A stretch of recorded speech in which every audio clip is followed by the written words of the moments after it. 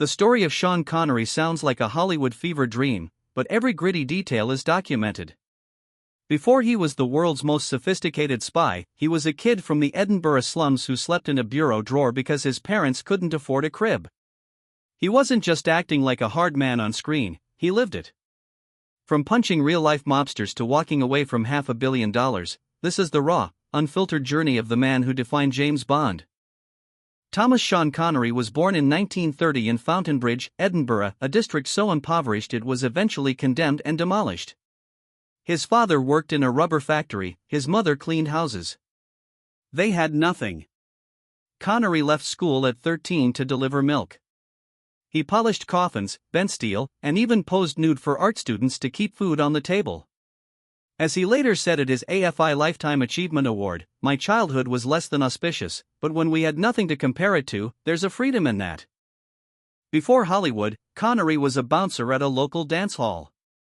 One night, the notorious Valdor Gang, known for sewing razor blades into their lapels, tried to steal his leather jacket. 6 gang members cornered him on a 15-foot-high balcony. Instead of backing down, Connery grabbed one by the throat and another by the biceps, cracking their heads together. The rest fled in terror. The next day, the gang didn't seek revenge, they offered him membership.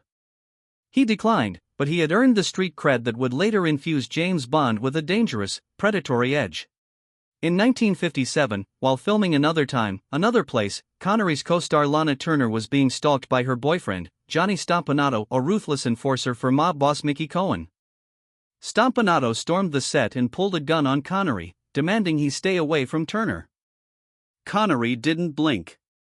He grabbed the mobster's wrist, twisted it until the gun dropped, and decked him with a single punch. When the mob later put a contract out on his life, Connery spent weeks hiding in a cheap motel. He was the only man to outbond Bond before the cameras even rolled. Connery never had a screen test for James Bond. He won the role over a single lunch. He showed up disheveled, wearing unpressed clothes and no tie. He pounded the table during negotiations and exuded a working-class rage that terrified and thrilled the producers. As he walked back to his car, producer Harry Saltzman remarked, "He moves like a jungle cat." Author Ian Fleming initially hated him, calling him an overgrown stuntman, but after seeing Connery on screen, Fleming was so impressed he retroactively gave Bond Scottish ancestry in the novels. Connery's Bond salary is a legendary arc of Hollywood justice. He started at just $16,000 for Dr. No. By 1971, for Diamonds Are Forever, he commanded a record-breaking $1.25 million base salary. In a move that shocked the industry, he donated every cent of that $1.25 million to the Scottish International Education Trust to help underprivileged kids. He had become the highest-paid actor in the world, yet he was still the boy from Fountainbridge at heart. After winning an Oscar for The Untouchables, Connery was offered the role of Gandalf in The Lord of the Rings. The deal included $10 million per film plus 15% of the box office.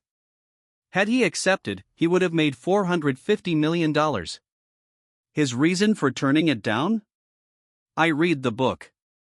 I read the script. I still don't understand it." He later turned down The Matrix for the same reason. He valued his peace and his intuition more than a paycheck that could buy an island. In 2000, he was finally knighted by the Queen at Holyrood Palace, wearing full Highland dress. It was a victory long delayed. His knighthood had been blocked for 3 years due to his vocal support for Scottish independence. However, his legacy wasn't without shadows.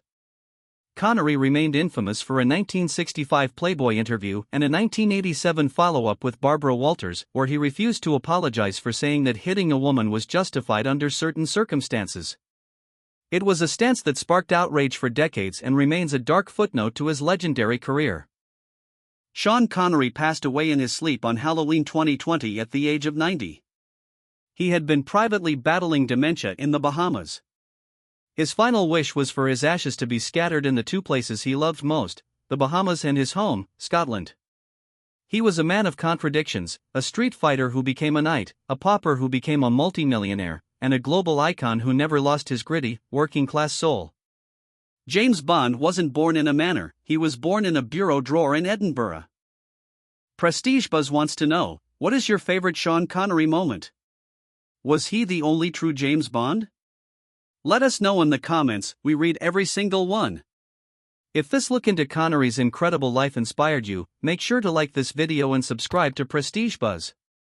Don't forget to hit that bell notification so you don't miss next week's story about another icon who overcame impossible odds to change history. Thanks for watching, and we'll see you in the next one.